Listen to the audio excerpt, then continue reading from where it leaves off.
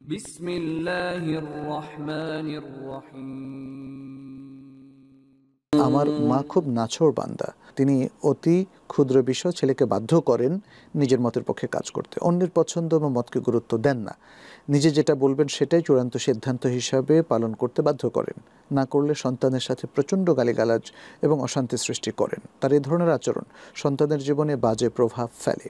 সন্তানকে এসব অন্যায় আচরণ সবই মেনে চলবে, ব্যতিক্রম করলে পাপ হবে কিনা?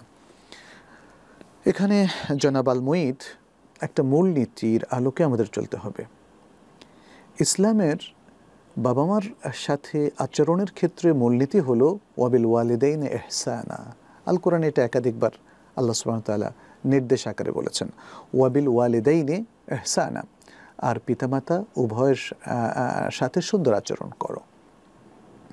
এবং সূরা বনী ইসরাঈলের মধ্যে আল্লাহ সুবহানাহু ওয়া তাআলা বলেছেন, ফালা তাকুল লাহুমা উফিন ওয়ালা তানহারহুমা ওয়াকুল লাহুমা কাওলান কারীমা।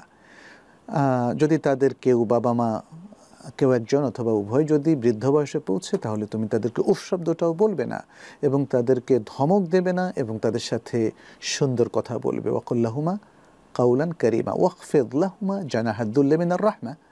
আর তাদের প্রতি মায়া মমতা শ্রদ্ধার পেখম মেলে দেবে, অর্থাৎ তাদের সাথে সুন্দর আচরণ করবে। অত্যন্ত চমৎকার উদাহরণ দিয়ে আল্লাহ সুবহানাহু ওয়া তাআলা বাবা মায়ের সাথে কী আচরণ করতে হবে সেটা এখানে উল্লেখ করেছেন।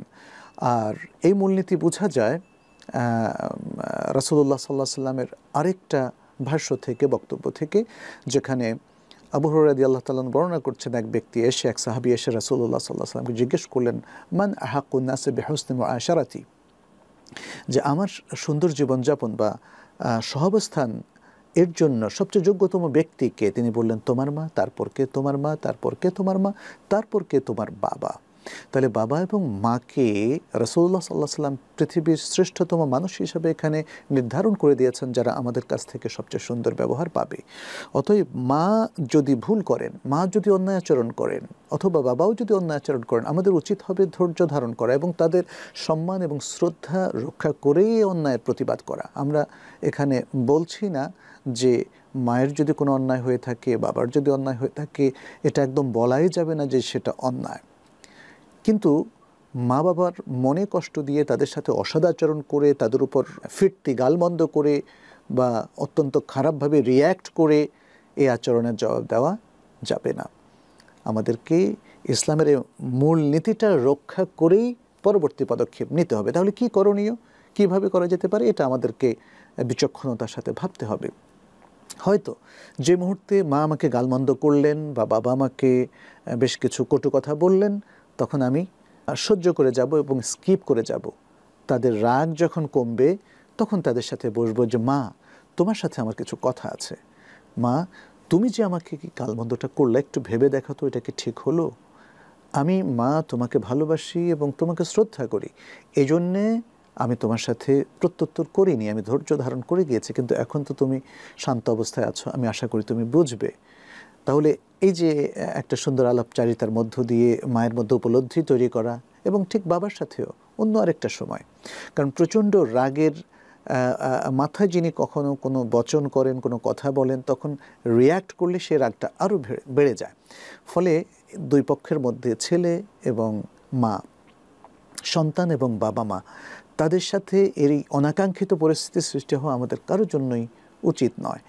আমরা সুন্দর কাউন্সেলিংয়ের মাধ্যমে আমরা কিন্তু এগুলোকে কমিয়ে নিয়ে আসতে পারি। এবং বিশেষ করে আপনি আল মুঈদ, আপনি যদি মনে করেন যে আপনি মায়ের সাথে এভাবেও বসতে পারছেন না, মা সে সুযোগটা দিচ্ছে না বা বাবা দিচ্ছে না, তাহলে সেক্ষেত্রে আপনি তৃতীয় কোনো একজন ব্যক্তির সাহায্য নিতে পারেন, অথবা মাকে নিয়ে কোনো বিশিষ্ট ব্যক্তির কাছে, কোনো স্কলারের কাছে আপনারা কাউন্সেলিংয়ের জন্য যেতে পারেন।